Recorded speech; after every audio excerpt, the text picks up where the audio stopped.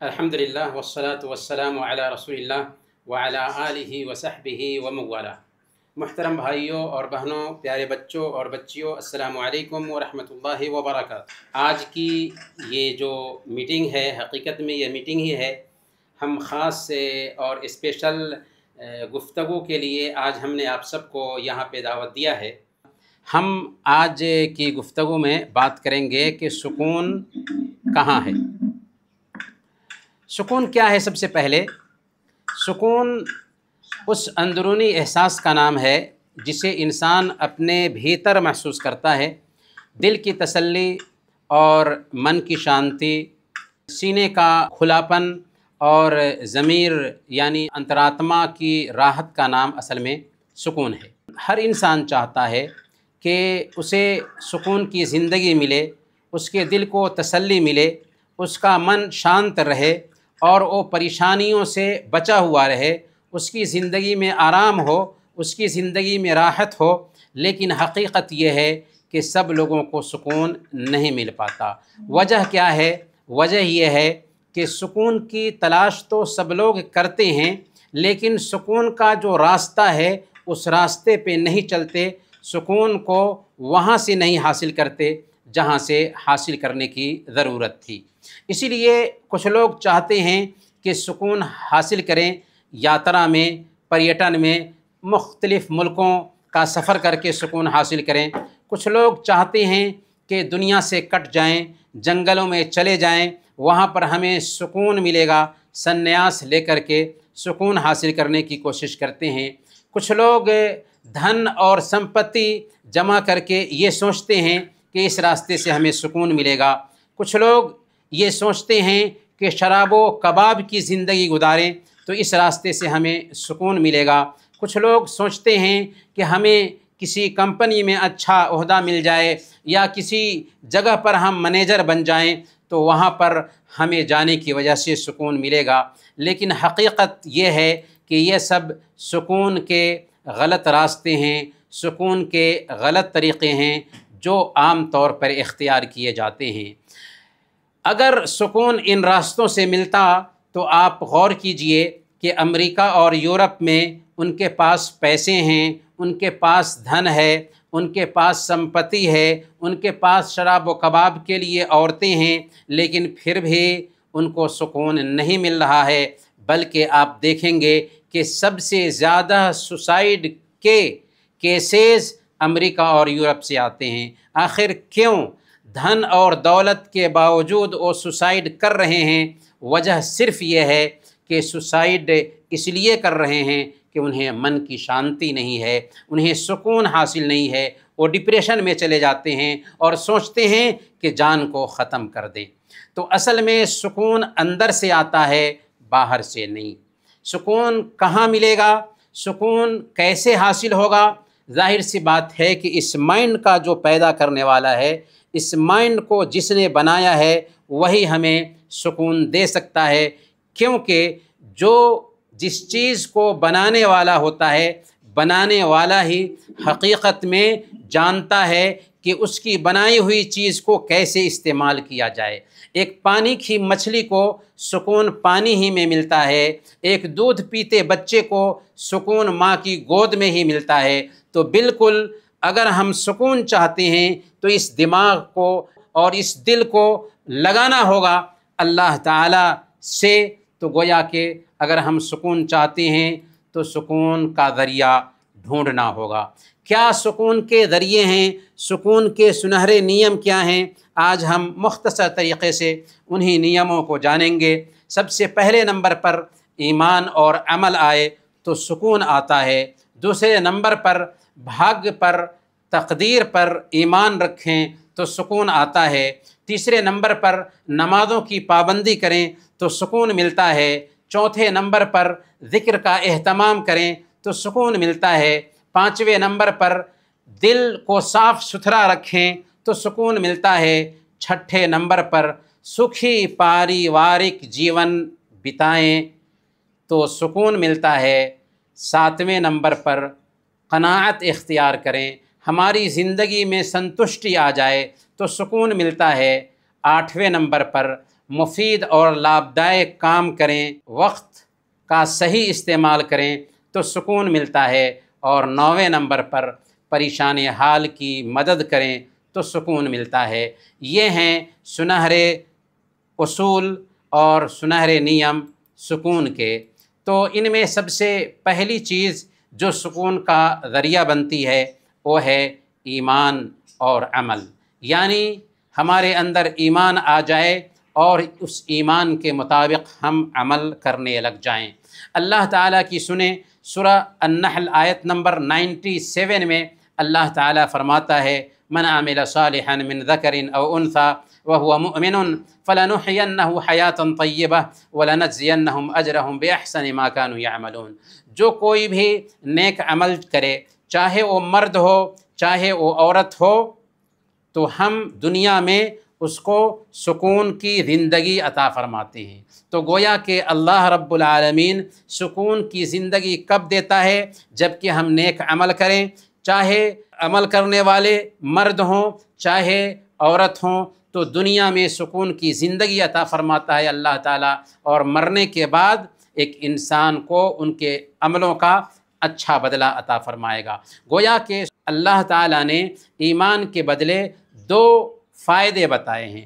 پہلا فائدہ یہ ہے کہ اللہ تعالیٰ دنیا میں سکون کی زندگی عطا فرمائے گا، اور دوسرا فائدہ اللہ تعالیٰ نے یہ بتایا کہ کل قیامت کے دن اللہ تعالیٰ ہمیں اچھا سے اچھا بدلہ دے گا، یعنی جنت دے گا، ایسی نعمتیں عطا فرمائے گا جسے کسی آنکھ نے دیکھا نہیں، کسی کان نے سنا نہیں، اور کسی دل میں اس کا کھٹکا بھی نہیں گزرا۔ میرے بھائیو، اللہ پر جب ہم ایمان لاتے ہیں، اللہ رب العالمین کی جب ہم جانکاری حاصل کر لیتے ہیں تو ہمیں سکون کیسے ملتا ہے؟ سب سے پہلے نمبر پر جب ہم اللہ پر بھروسہ کرتے ہیں تو ہمیں یہ احساس ہوتا ہے کہ اللہ تعالیٰ ہی ہمارا پیدا کرنے والا ہے، اللہ تعالیٰ ہی ہم سب کو سنبھالنے والا ہے، اللہ تعالیٰ ہی ہمارے ساتھ بھلائی کا معاملہ کرنے والا ہے، تو اللہ سے ہمارا تعلق بندھ جاتا ہے۔ اسی لیے آپ اس قصے پہ دھیان دیجئے کہ اللہ کے نبی صلی اللہ علیہ وسلم مکہ والوں سے بھاگ کر کے اپنے ساتھی ابو بکر رضی اللہ تعالی عنہ کے ساتھ غار ثور میں پناہ لیے ہوئے ہیں۔ اللہ کے نبی صلی اللہ علیہ وسلم ابو بکر کے ساتھ ہیں اور ہجرت کے راستے میں ہیں۔ ابو بکر پریشانی کی حالت میں کہتے ہیں کہ اے اللہ کے نبی صلی اللہ علیہ وسلم، اگر دشمن نے نیچے کی طرف دیکھا تو ہمیں دیکھ لیں گے، ہمارے پاس پہنچ جائیں گے۔ اللہ کے نبی صلی اللہ علیہ وسلم اس وقت کیا کہتے ہیں؟ لا تحزن ان اللہ معنا، ابو بکر غم نہ کرو، اللہ ہمارے ساتھ ہے، کوئی وہاں پر نہیں ہے بچانے والا، دشمن کے نرغہ میں ہیں، لیکن پھر بھی اللہ کے نبی صلی اللہ علیہ وسلم کہتے ہیں غم کرنے کی ضرورت نہیں ہے، اللہ ہمارے ساتھ ہے۔ تو جب ہمارا اللہ پر بھروسہ ہوتا ہے نا تو عجیب طریقے سے پریشانی میں ہوتے ہیں لیکن دل کو سکون ملتا ہے۔ دوسرا واقعہ سنیے، حضرت موسیٰ علیہ السلام بنو اسرائیل کو لے کر کے نکلے تھے، پیچھے سے فرعون اپنی سینا کے ساتھ آ رہا ہے پکڑنے کے لیے، اور سامنے میں سمندر ہے، پار کرنے کا کوئی راستہ نہیں ہے۔ بنو اسرائیل پریشانی میں کہتے ہیں انا لمدرکون، اے موسیٰ اب تو ہم پکڑ لیے جائیں گے۔ لیکن اس وقت موسیٰ علیہ السلام وہ بھی دیکھ رہے تھے کہ فرعون اپنی سینا کے ساتھ آ رہا ہے پیچھے سے پکڑنے کے لیے، اور سامنے میں سمندر ہے، لیکن پھر بھی اللہ پر یقین اور اعتماد ہے کہ کیا کہہ رہے ہیں؟ کلا ان معی ربی سیہدین، ہرگز نہیں، ایسا ہو نہیں سکتا کہ ہمیں نقصان پہنچا دیا جائے، اللہ ہمارے ساتھ ہے جو ہمیں راستہ دکھائے گا۔ چنانچہ راستہ دکھایا یا نہیں؟ اللہ تعالیٰ نے موسیٰ علیہ السلام کو حکم دیا، سمندر میں لاٹھی مارے، سمندر میں راستہ بن گیا اور اسی راستے سے نکل گئے۔ تو میرے بھائیوں، اللہ پر ایمان آتا ہے تو ایسے ہی عجیب طریقے سے ایک انسان کو سکون ملتا ہے۔ اور جب عقیدے کی مضبوطی آتی ہے تو ایک انسان کا دل اللہ رب العالمین کے اوپر جم جاتا ہے۔ اب وہ اس دروازے پر اس دروازے پر ادھر اور ادھر نہیں جاتا کہ وہاں جائیں گے تو مسئلہ حل ہو جائے گا، وہاں جائیں گے تو مسئلہ حل ہو جائے گا، بلکہ صرف ایک اللہ سے لو لگاتا ہے، ایک اللہ سے مانگتا ہے، ایک اللہ کو مدد کرنے والا سمجھتا ہے۔ اس کی وجہ سے اس کی حالت کیا ہو جاتی ہے؟ اس کی حالت یہ ہو جاتی ہے کہ وہ صرف اللہ تعالی سے ہی لو لگاتا ہے، اسی سے مانگتا ہے۔ اسی لیے سورہ زمر آیت نمبر 39 میں اللہ تعالیٰ نے ایک مثال دی ہے۔ مثال کس چیز کی دی ہے؟ مثال اس چیز کی دی ہے کہ دیکھو، ایک غلام ہے جس کے بہت سارے مالک ہیں، دوسرا غلام ہے جس کا ایک مالک ہے۔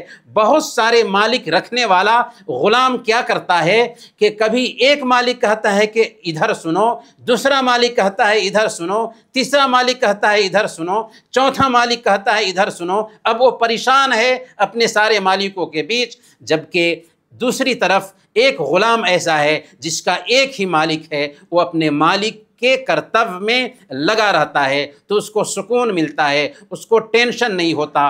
جبکہ ادھر کئی ایک مالک ہے، کبھی اس کی سنتا ہے، کبھی اس کی سنتا ہے، کبھی اس کی سنتا ہے اور ٹینشن میں رہتا ہے۔ تو گویا کہ جب ایک انسان کا تعلق اپنے رب سے ڈائریکٹ بن جاتا ہے تو عجیب طریقے سے اس کو سکون ملتا ہے۔ میرے بھائیو، شیخ الاسلام ابن تیمیہ رحمۃ اللہ علیہ بہت بڑے ودوان تھے۔ امام ابن القیم رحمۃ اللہ علیہ نے اپنے استاذ شیخ الاسلام ابن تیمیہ رحمۃ اللہ علیہ کے بارے میں نقل کیا ہے کہ ہمارے استاذ کہا کرتے تھے کہ دنیا میں جنت ہے کہ جو آدمی اس جنت میں داخل نہیں ہوتا، حقیقت میں وہ آخرت کی جنت میں داخل نہیں ہو سکے گا۔ کیا مطلب؟ مطلب یہ ہے کہ یہ دنیا جس میں ہم جی رہے ہیں، یہاں بھی اللہ تعالیٰ نے ایک جنت رکھی ہے۔ جو کوئی اس جنت میں داخل ہوگا، حقیقت میں آخرت کی جنت پائے گا۔ جو کوئی اس دنیا کی جنت میں داخل نہ ہو سکا، حقیقت میں آخرت کی جنت اس کو نہیں ملے گی۔ میرے بھائیو، ایمان جب ایک انسان کے دل میں بیٹھ جاتا ہے نا اور اس ایمان کے مطابق عمل کرنے لگ جاتا ہے نا، تو ایسا اس کو سکون ملتا ہے، ایسا سکون ملتا ہے کہ وہ ارب پتی اور کھرب پتی سے بہتر خود کو محسوس کرتا ہے۔ دنیا میں بہت ساری نعمتیں ہیں، بلکہ ارب پتی اور کھرب پتی ہزاروں کی تعداد میں اس دھرتی پر پائے جاتے ہیں، لیکن ایک ایمان والا ان سارے ارب پتیوں سے بہتر ہے اگر وہ واقعی ایمان پر چل رہا ہو تو۔ اسی لیے اگر میں آپ سے پوچھوں کہ دنیا کی سب سے مہان نعمت کیا ہے، تو آپ کا جواب ہونا چاہیے کہ ایمان، اسلام۔ گویا کہ اسلام اگر ہمارے پاس ہے، ہمیں کچھ بھی حاصل نہیں ہے، لیکن اسلام کی وجہ سے دنیا کی سب سے بڑی نعمت اللہ تعالیٰ نے ہمیں دے رکھا ہے۔ اسی لیے ابراہیم بن ادہم رحمۃ اللہ علیہ کے بارے میں آتا ہے کہ وہ بغداد کے تھے، پہننے کے لیے اچھے کپڑے میسر نہیں ہوتے تھے، کھانے کے لیے سوکھی روٹی بھی میسر نہیں ہوتی تھی، سر چھپانے کے لیے گھر میسر نہیں تھا۔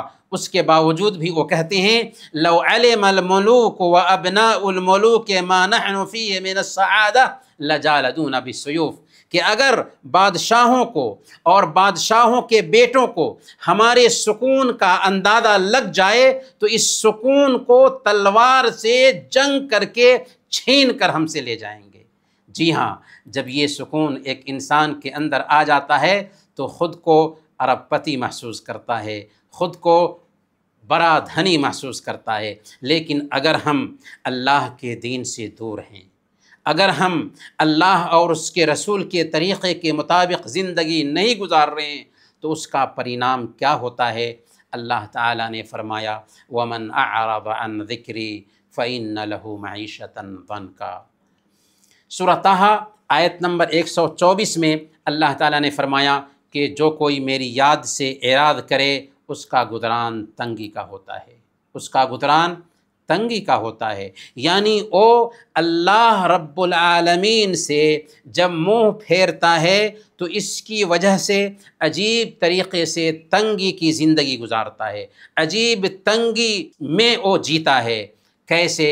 اس لیے کہ وہ اللہ رب العالمین کی پہچان نہیں رکھتا ہے۔ گویا کہ اگر ہماری زندگی میں شرک ہے، اگر ہم اللہ رب العالمین سے کٹے ہوئے ہیں، تو اس کا نتیجہ یہ ہوتا ہے کہ اللہ رب العالمین ہمیں ٹینشن میں ڈال دیتا ہے، ہمیں ڈپریشن میں ڈال دیتا ہے، ہم عجیب طریقے سے سکھ اور چین کی کھوج میں ہوتے ہیں، لیکن سکھ اور چین ہمیں نہیں ملتا۔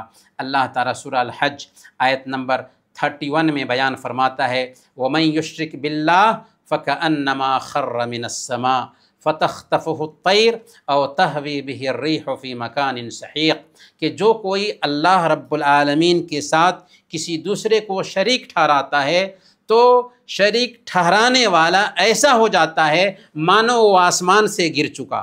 اب جب آسمان سے گر چکا ہے تو اب چاہے تو پکشی اس کو اچک لے اور کھا جائے، یا چاہے تو ہوا دور دراز جگہ پر اس کو پھینک دے، اب اس کا کوئی رکھوالا نہیں رہا۔ تو میرے بھائیوں، توحید ہمیں بچاتی ہے، توحید کی وجہ سے ہم سکون پاتے ہیں۔ اللہ سے جب تعلق بنتا ہے تو ہم سکون پاتے ہیں، لیکن جب اللہ سے تعلق کٹتا ہے تو ہم گویا کہ اللہ کی رسی سے کٹ جاتے ہیں اور ہم گر پڑتے ہیں۔ اب اللہ رب العالمین ہماری حفاظت نہیں کرتا۔ اسی طریقے سے اللہ تعالیٰ نے بیان فرمایا والذین کفروا اعمالهم کسراب بقیعۃ یحسبہ الظمآن ماء، کہ جو لوگ اللہ تعالیٰ کو نہیں مانتے ان کے اچھے کاموں کی مثال ایک ریگستان میں چمکتی ریت کے جیسے، کہ پیاسا سمجھ رہا ہے کہ یہ چمکتی ریت دراصل پانی ہے، لیکن جب اس جگہ پر جاتا ہے پیاس بجھانے کے ارادے سے تو پانی نہیں پاتا۔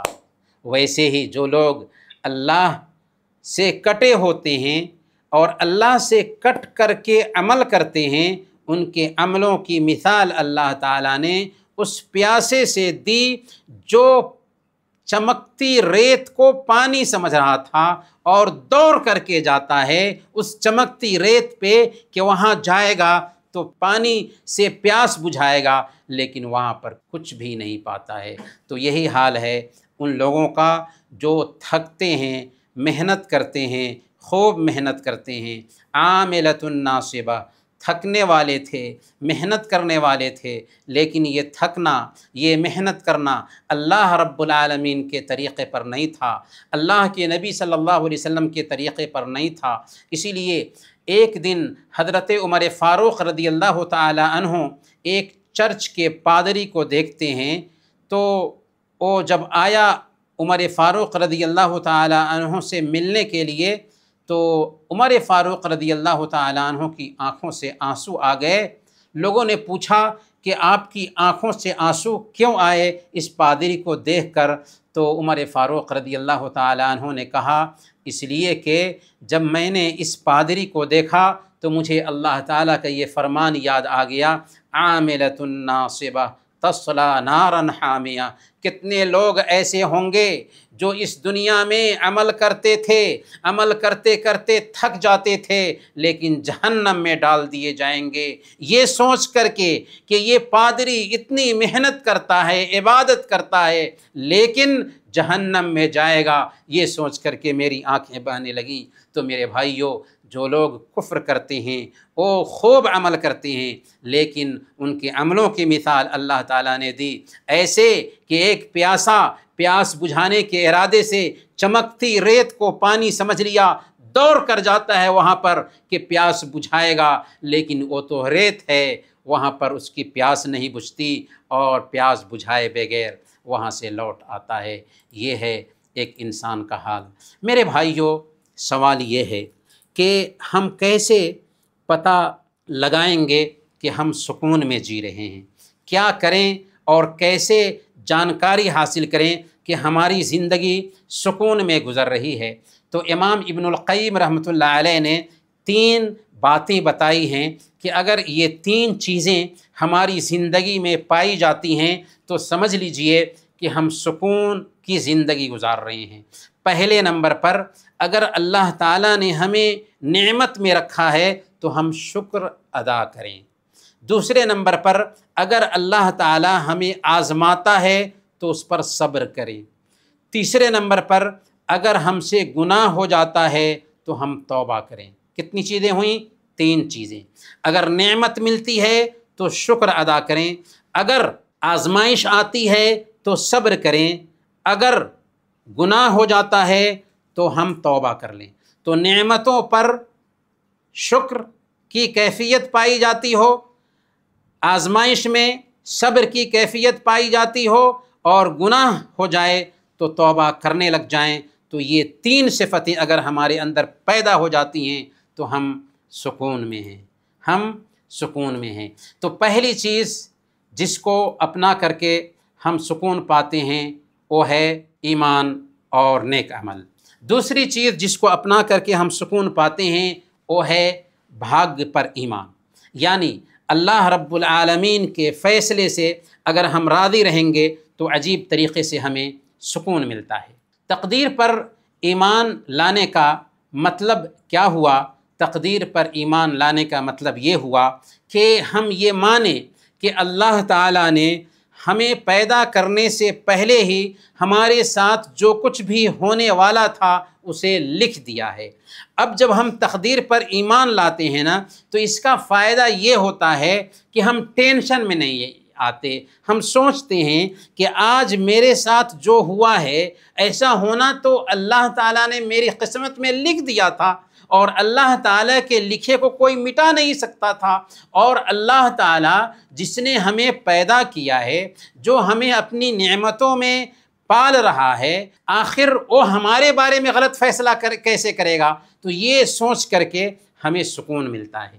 ایک مومن کی زندگی میں تقدیر پر ایمان کا اثر یہ ہوتا ہے کہ اگر اسے نعمت ملتی ہے تو اللہ کا وہ شکر ادا کرتا ہے، اگر وہ مصیبت میں ہوتا ہے تو صبر کرتا ہے، اور اگر اس سے گناہ ہو جائے تو وہ فوراً توبہ کر لیتا ہے۔ اسی لیے ابراہیم بن ادہم رحمۃ اللہ علیہ کے پاس ایک انسان آتا ہے اور وہ شکایت کرتا ہے کہ میں بہت ٹینشن میں رہتا ہوں، بہت پریشانی میں رہتا ہوں۔ تو ابراہیم بن ادہم کہتے ہیں کہ ذرا مجھے بتاؤ، کیا اللہ کی چاہت کے بغیر کچھ ہوتا ہے؟ اس نے کہا کہ نہیں۔ دوسرے نمبر پر کہا مجھے بتاؤ، اگر اللہ تعالیٰ نے تمہارے لیے جتنی روزی لکھی ہوگی تو کیا اس کو کوئی مٹا سکتا ہے؟ اس نے کہا کہ نہیں۔ تیسرے نمبر پر کہا کہ ذرا بتاؤ، اگر تمہاری موت کا دن لکھا ہوگا تو کیا اس کو کوئی ٹال سکتا ہے؟ اس نے کہا کہ نہیں۔ تو ابراہیم بن ادہم نے کہا فَلِمَ الْهَمُّ إِذًا، تو پھر تم غم کیوں کرتے ہو؟ جب اللہ تعالیٰ کی چاہت کے مطابق ہی سب کچھ ہونے والا ہے، جب اللہ تعالیٰ نے جو روزی لکھی ہے اس کو کوئی ٹال نہیں سکتا، اور اگر موت لکھی ہے تو اس کو کوئی ٹال نہیں سکتا 1 سیکنڈ کے لیے، تو ٹینشن کیوں لیتے ہو؟ پریشان کیوں ہوتے ہو؟ تو اس لیے اللہ تعالیٰ کے فیصلے سے خود کو راضی رکھنے کی وجہ سے عجیب طریقے سے ہمیں سکون ملتا ہے۔ بولدی کا قصہ ہے۔ بولدی ایک امریکن رائٹر تھا، وہ موراکو میں جا کر کے مسلم لوگوں کے بیچ دیہات کی زندگی گزار رہا تھا تاکہ وہاں پر اس کو سکون مل سکے۔ ایک مرتبہ آندھی آئی اور مسلمانوں کی بکریاں مر گئیں۔ مسلمانوں نے کہا قدر اللہ وما شاء فعل، اللہ نے لکھا تھا اور اللہ نے جو چاہا کیا۔ یہ دیکھ کر کے اس کو بہت سکون ملا کہ یہ کیسے لوگ ہیں کہ اتنا بڑا حادثہ ہو گیا اور یہ بول رہے ہیں کہ اللہ کا جو لکھا تھا سو ہوا۔ پھر ایک مرتبہ وہ کہیں جا رہے تھے، ایکسیڈنٹ ہو گیا، کچھ لوگ زخمی بھی ہو گئے، وہاں پر بھی مسلمانوں نے کہا قدر اللہ وما شاء فعل، اللہ نے جو لکھا تھا سو کیا۔ یہ جب سنا اس نے تو وہ امریکہ لوٹا اور ایک کتاب لکھی جس کا اس نے نام رکھا دنیا میں اللہ کی جنت، جنت اللہ فی الارض، یعنی مسلمان جو ہے اس دھرتی پر جیتے جی اللہ کی جنت میں ہوتے ہیں، کہ وہ لاکھ پریشانی میں ہوں لیکن عجیب طریقے سے اس پریشانی میں بھی ان کو سکون ملا کرتا ہے۔ ایک انگریز تھا، اس کے پاس ایک کام کرنے والا تھا، انگریز عجیب طریقے سے ٹینشن میں جیتا تھا، لیکن اس کے پاس جو کام کرنے والا تھا وہ ہمیشہ کھلا ہوا چہرہ اس کا دکھائی دیتا۔ انگریز جب آتا تھا گھر پہ اور اپنے نوکر کو دیکھتا کہ اس کا چہرہ بالکل کھلا ہوا ہے، تو ایک دن اس سے پوچھ دیا کہ تمہارا چہرہ کھلا ہوا رہتا ہے، تمہارے ذہن میں کوئی ٹینشن نہیں آتا کیا؟ اس نے کہا کہ نہیں، میرے ذہن میں کوئی ٹینشن نہیں آتا، اور اس لیے نہیں آتا کہ میں مسلمان ہوں۔ اس انگریز نے پوچھا کہ آخر خوشی کا اسلام سے کیا تعلق؟ اس نے کہا اس لیے کہ ہمارے نبی نے فرمایا ہے عجبا لامر المؤمن، مومن کا معاملہ کیا ہی اچھا ہوتا ہے، اگر اسے خوشی ملتی ہے تو اللہ کا شکر ادا کرتا ہے، اور غم لاحق ہوتا ہے تو صبر کرتا ہے، خوشی میں بھی اس کے لیے بہتری اور غم میں بھی اس کے لیے بہتری ہوتی ہے۔ یہی پیغام جب وہ انگریز سنتا ہے تو اسلام کا اسٹڈی کرنے لگتا ہے، یہاں تک کہ ایک دن آتا ہے کہ وہ اسلام قبول کر لیتا ہے۔ میرے بھائیوں، یہی کردار ایک مسلمان کا ہونا چاہیے۔ میرے بھائیوں، تیسرا جو پوائنٹ ہے جس کے ذریعہ ہم سکون پا سکتے ہیں وہ ہے نماز۔ جی ہاں، نماز سے عجیب طریقے سے سکون ملتا ہے۔ جو لوگ نماز نہیں پڑھتے وہ اس سکون کو سمجھ ہی نہیں سکتے ہیں۔ جو لوگ صحیح معنوں میں نماز پڑھتے ہیں وہ اس سکون کو سمجھ سکتے ہیں۔ اللہ کے نبی صلی اللہ علیہ وسلم حضرت بلال رضی اللہ تعالیٰ عنہ سے کہا کرتے تھے یا بلال ارحنا بہا، اذان دو مجھے سکون ملے، مجھے راحت ملے۔ اللہ کے نبی صلی اللہ علیہ وسلم فرماتے ہیں وَجُعِلَتْ قُرَّةُ عَيْنِي فِي الصَّلَاةِ، میری آنکھ کی ٹھنڈک نماز میں رکھی گئی ہے۔ اللہ تعالیٰ فرماتا ہے یا ایھا الذین آمنوا استعینوا بالصبر والصلاۃ، نماز اور صبر کے ذریعہ اللہ سے مدد طلب کرو۔ گویا کہ نماز میں سکون ہے، نماز میں مدد ملتی ہے۔ لیکن آج بہت سارے بھائی ہیں جن کو نماز کے باوجود بھی سکون نہیں ملتا، تو وجہ کیا ہوتی ہے؟ وجہ یہ ہوتی ہے کہ نماز ویسے نہیں پڑھتے جیسے سکون مل سکے۔ تو کیا کریں گے کہ نماز میں ہمیں سکون ملے؟ 3 پوائنٹس کو آسان طریقے سے یاد رکھیے، عجیب طریقے سے آپ کو نماز میں سکون ملے گا۔ سب سے پہلے نمبر پر جب آپ نماز میں جائیں تو یہ احساس پیدا کریں کہ آپ ایک مہان ہستی سے بات کرنے کے لیے آئے ہیں۔ اللہ کی مہانتا کو دل میں طاری کر لیں، اللہ اکبر کہیں تو یہ احساس پیدا ہو کہ اللہ سب سے مہان ہے، دنیا کی ساری ہستی ہماری پیٹھ کے پیچھے ہے اور اللہ ہمارے سامنے ہے۔ اس کی عبادت کرنے کے لیے آئے ہیں، اس سے بات کرنے کے لیے آئے ہیں۔ تو پہلے نمبر پر ہم اللہ کی مہانتا کو دل میں بیٹھا لیں۔ دوسرے نمبر پر ہم اپنے اندر یہ احساس پیدا کریں کہ اللہ ہم سے بات کر رہا ہے اور ہماری باتوں کا جواب دے رہا ہے۔ ان احدکم اذا کان فی الصلاۃ فانما یناجی ربہ، تم میں سے ایک آدمی جب نماز میں ہوتا ہے تو اپنے رب سے بات کر رہا ہوتا ہے، اس لیے وہ غور کر کے دیکھ لے کہ کیسے اپنے رب سے بات کر رہا ہے۔ اگر ہم کو کسی بادشاہ کے پاس دعوت ملتی ہے اور بادشاہ کے سامنے کرسی پر بیٹھے ہوں تو ہم اپنے سوبھاگیہ پر فخر کرتے ہیں۔ یہاں تو بادشاہوں کا بادشاہ ہمیں اپنی مسجد میں بلاتا ہے یا اپنے سامنے کھڑے ہونے کی، جائے نماز پر کھڑے ہونے کی توفیق دیتا ہے، ہماری بات سن رہا ہے اور ہماری بات کا جواب دے رہا ہے۔ یہ احساس پیدا ہوگا تو عجیب طریقے سے نماز میں سکون ملے گا۔ اور تیسرے نمبر پر جو نماز میں ہم دعائیں پڑھتے ہیں، جو ہم صورتیں پڑھتے ہیں، ان کے معنی کو بھی یاد رکھیں، اور اس میں زیادہ وقت نہیں لگے گا۔ اگر ان کے معنی کو یاد رکھیں گے اور پڑھتے ہوئے ان پہ غور کریں گے، عجیب طریقے سے سکون ملے گا نماز میں۔ یہ نماز ہے جو سکون دینے کے لیے اللہ تعالیٰ نے ہمارے اوپر فرض کیا۔ اس نماز سے تعلق جوڑیں، یہ ایک مسلمان کی پہچان ہے۔ اگر اس نماز سے ہمارا تعلق بن گیا تو عجیب طریقے سے سکون ملے گا۔ اور اللہ تعالیٰ نے نماز کا کورس بھی ایسا رکھا ہے کہ ظہر کی نماز پڑھتے ہیں، پھر ہلکا سا کام میں لگتے ہیں، پھر ہلکی سی تھکاوٹ ہوتی ہے تو ایک نماز ہے تاکہ گیپ دے کر کے سکون حاصل کر سکیں۔ تو میرے بھائیوں، نماز عجیب طریقے سے سکون لاتی ہے۔ اس کے بعد چوتھے نمبر پر ذکر سے ایک آدمی کو سکون ملتا ہے۔ ذکر کیا ہے؟ سبحان اللہ، الحمدللہ، لا الہ الا اللہ، اللہ اکبر، لا حول ولا قوت الا باللہ، استغفر اللہ، اور اللہ کے نبی صلی اللہ علیہ وسلم کا نام لیا جائے تو ہم اللہم صلی وسلم وبارک علیہ یا صلی اللہ علیہ وسلم کہیں۔ یہ اذکار معنی رکھتے ہیں کہ اگر ہمارے اندر یہ صفت پیدا ہو جاتی ہے تو عجیب طریقے سے ہمیں سکون ملتا ہے۔ اللہ تعالیٰ نے بیان فرمایا، الا بذکر اللہ تطمئن القلوب، سن لو میرے بندو کہ اللہ کی یاد سے ہی دلوں کو سکون ملتا ہے۔ دل کو شانتی چاہیے، دل کو سکون چاہیے، ٹینشن فری زندگی چاہیے، تو اس کے لیے ذکر بہت زیادہ کردار ادا کرتا ہے۔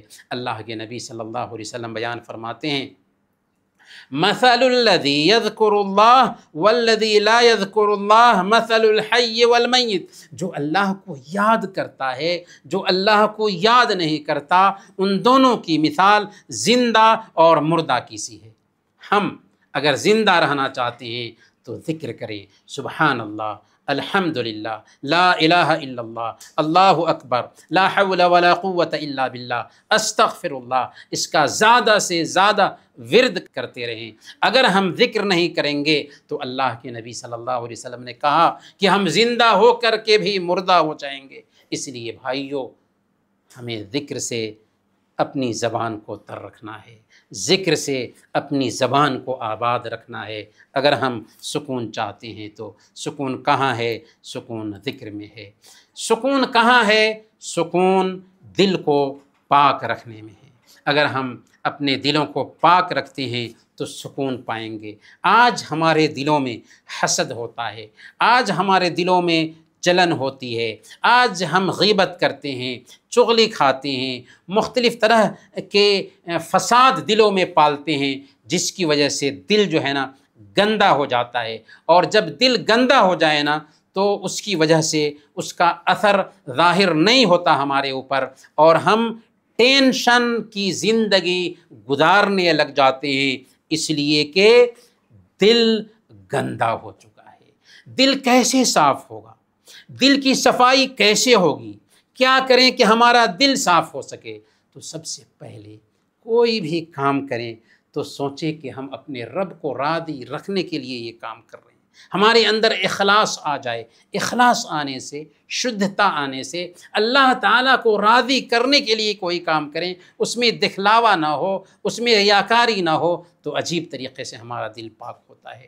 دوسرے نمبر پر قرآن کی تلاوت کریں۔ جی ہاں، قرآن جو ہے نا عجیب طریقے سے ہمارے دل کو پاک صاف رکھتا ہے۔ ایک انسان کتنا بھی گناہ گار ہو، کتنا بھی غلطیاں کرتا ہو، لیکن اگر اپنی عادت بنا لے ہو کہ قرآن کریم ترجمہ کے ساتھ پڑھنے کی اس کی عادت بن جائے، ہر دن کچھ آیتیں پڑھ رہا ہو، تو عجیب طریقے سے اس گناہ سے وہ دور ہو جائے گا، اس غلطی کو وہ چھوڑ دے گا، کیونکہ قرآن ایک انسان کے دل کو صاف کرتا ہے، قرآن ایک انسان کی پراگندگی کو ختم کرتا ہے۔ تو قرآن سے تعلق بنائیں۔ اگر ہم قرآن پڑھنا نہیں جانتے ہیں تو اس کو سیکھنے کی کوشش کریں۔ اگر قرآن پڑھنا نہیں جانتے ہیں تو اس کی تلاوت سنیں ترجمہ کے ساتھ، عجیب طریقے سے دل ہمارا پاک رہے گا۔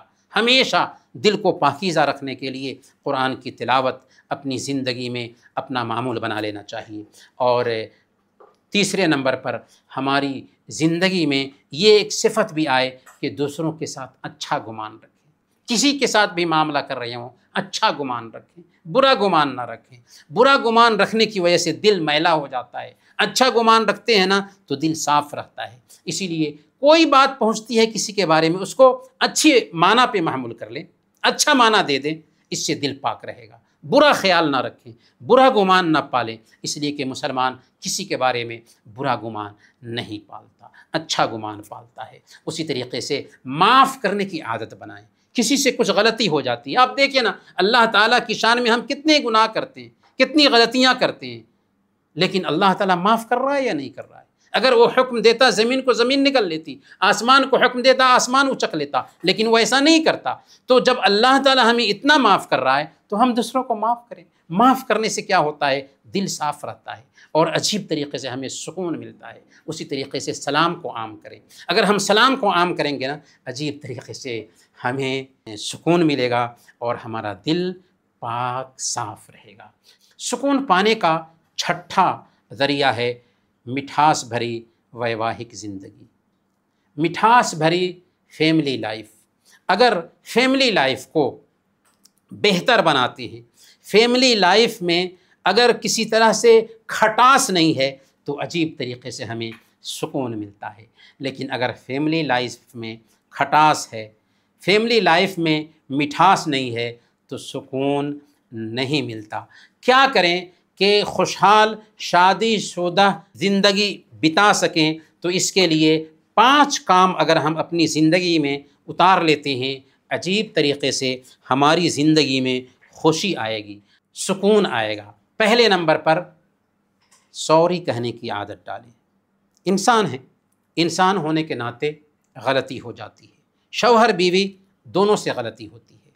اور یاد رکھیں کہ اللہ تعالیٰ نے انسان کا مزاج الگ الگ رکھا ہے، شوہر کا مزاج الگ ہے، بیوی کا مزاج الگ ہے۔ مرد میں اختلاف ہوتا ہے، یہاں تو جنس کا فرق ہے تو اختلاف ہوگا، اسی لیے غلطی ہو جاتی ہے فوراً سوری کہے۔ اگر بیوی سے غلطی ہوئی ہے شوہر سوری کہے، شوہر سے غلطی ہوئی ہے بیوی آگے بڑھ کر کے سوری کہے۔ سوری کہنے سے انسان چھوٹا نہیں ہوتا، لیکن اس کی وجہ سے عجیب طریقے سے سکون ملتا ہے۔ دوسرے نمبر پر خدمت کو سراہیں، خدمت کی قدر کریں۔ ایک شوہر بھی خدمت کرتا ہے گھر کی، ایک بیوی بھی خدمت کرتی ہے گھر کی، دونوں کے پاریوارک رشتے سے گھر اچھا بنتا ہے۔ تو دونوں کو چاہیے کہ ایک دوسرے کی خدمت کو سراہے۔ دل میں بھاونائیں چھپا کر رکھنا یہ کافی نہیں ہوتا، بلکہ بھاوناؤں کو نکالنا چاہیے، اظہار کرنا چاہیے، خدمت کو سراہنا چاہیے۔ تیسرے نمبر پر اپنی ضرورت کا پارٹنر ایک دوسرے کو احساس دلائے۔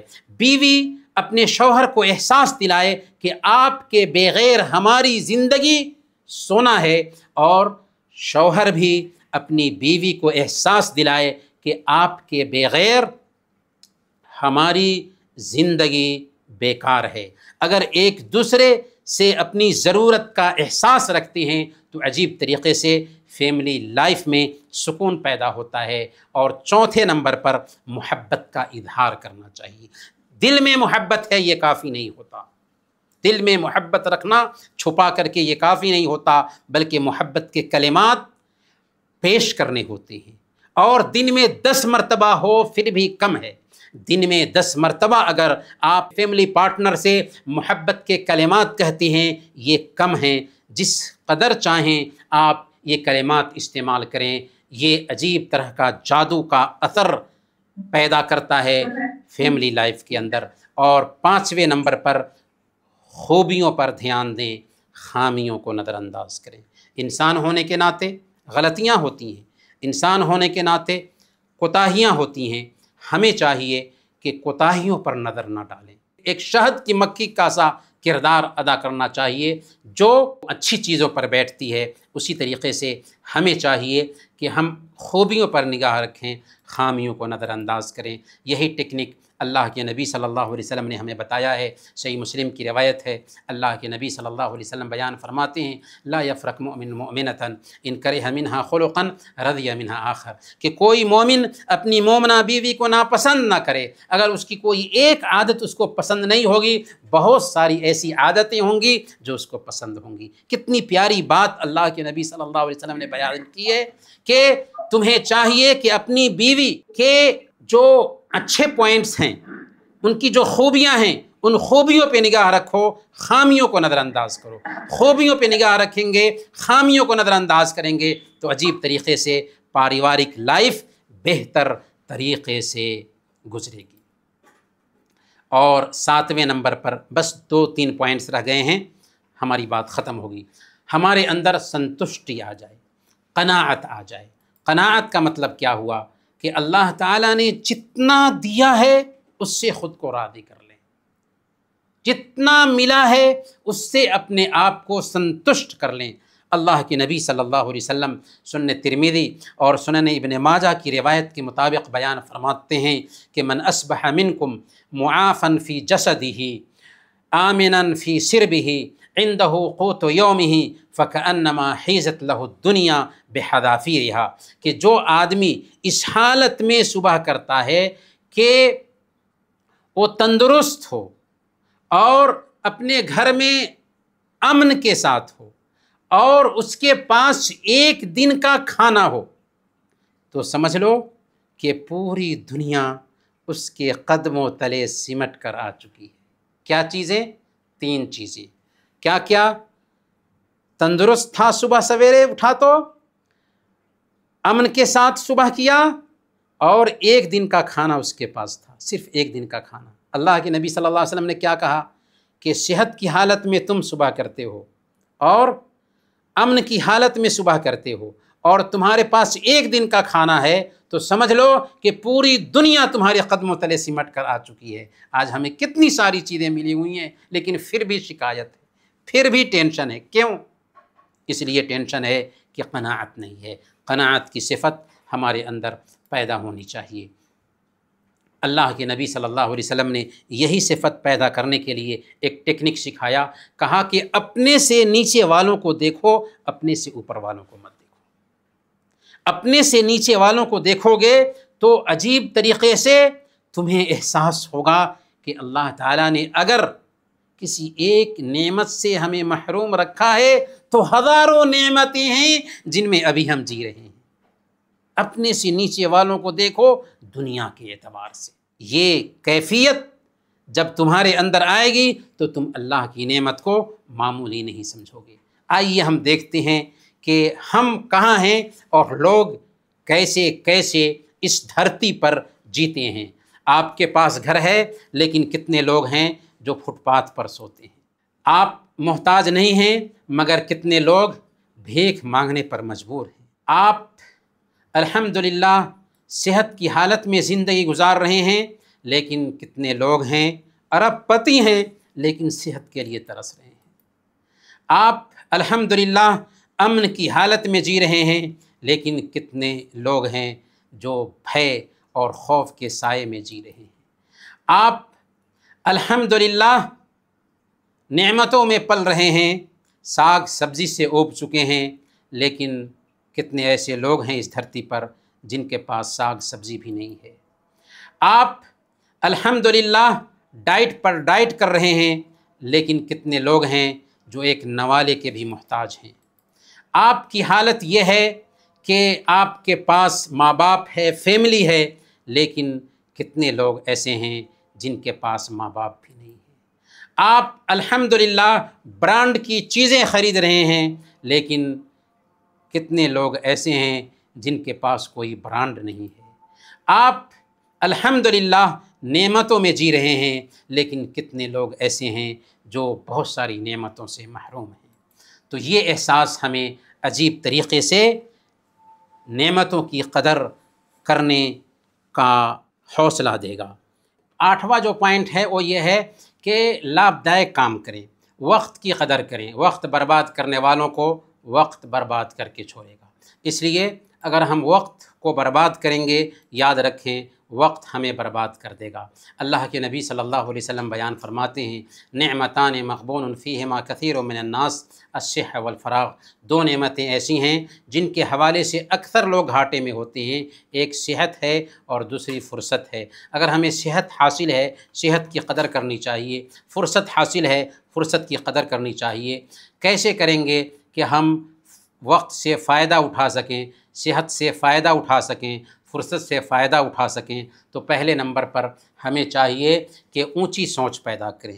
اگر ہم سوچ اونچی رکھیں گے تو ہمیں وہاں تک پہنچنا آسان ہو جائے گا۔ سوچ ہمیشہ اونچی رکھنی چاہیے، ہمت بلند رکھنی چاہیے۔ اگر ہم نے یہ طے کر لیا کہ مجھ کو جانا ہے بہت اونچا حد پرواز سے، تو ہم پرواز کر لیں گے اور اس جگہ پر پہنچ جائیں گے بغیر کسی فکر مندی کے، لیکن اگر ہم نے سوچ اونچی نہیں کی تو جہاں تھے وہیں رہیں گے، اس لیے سوچ اونچی رکھیں۔ دوسرے نمبر پر سمے کی پلاننگ کریں۔ ٹائم پاس کرنا ایک مسلمان کی زندگی میں ہونا ہی نہیں چاہیے، بلکہ ٹائم سے فائدہ اٹھانے کی پلاننگ ہونی چاہیے۔ ہم دن بھر کیا کرنا چاہ رہے ہیں، دن بھر کی پلاننگ ہو، بلکہ ایک ہفتہ پہلے ایک ہفتے کی پلاننگ ہونی چاہیے کہ ہر دن ہم کیا کریں گے۔ تیسرے نمبر پر بری سنگت سے بچیں۔ جو لوگ ٹائم پاس کرتے ہیں ایسے لوگوں کے پاس نہ بیٹھیں، کیونکہ اگر ہم وقت اور ٹائم پاس کرنے والوں کے ساتھ بیٹھیں گے تو ہم بھی انہی لوگوں کے جیسے ہو جائیں گے۔ اور موبائل کا بے فائدہ استعمال نہ کریں، موبائل کا بے فائدہ استعمال نہ کریں، موبائل کا بے فائدہ استعمال نہ کریں، موبائل کا جائز استعمال کریں، موبائل کا فائدے کے کاموں میں استعمال کریں، موبائل کا فائدے کے کاموں میں استعمال کریں۔ اور 9ویں نمبر پر، اور یہی آخری پوائنٹ ہے، کہ ضرورت مندوں کی مدد کریں۔ اگر ہم زندگی میں سکون چاہتے ہیں تو ہمارے آس پاس میں کوئی ضرورت مند ہے تو اس کی مدد کریں۔ اللہ کے نبی صلی اللہ علیہ وسلم بیان فرماتے ہیں، مسند احمد کی روایت ہے، من اراد ان تستجاب دعوته وان تکشف عنہ کربته فلیفرج عن معسر۔ جو آدمی یہ چاہتا ہو کہ اس کی دعا قبول کی جائے اور اس کی مصیبت دور کی جائے تو اسے چاہیے کہ وہ ضرورت مند کی مدد کرے، پریشان حال کی پریشانی دور کرے۔ تو انہی کچھ باتوں کے ساتھ میں اپنا یہ لیکچر ختم کرتا ہوں۔ اللہ تعالیٰ سے دعا ہے کہ اللہ تعالیٰ ہمیں سکون عطا کرے، آمین۔ وصلی اللہم علی نبینا محمد وعلی آلہ وصحبہ اجمعین۔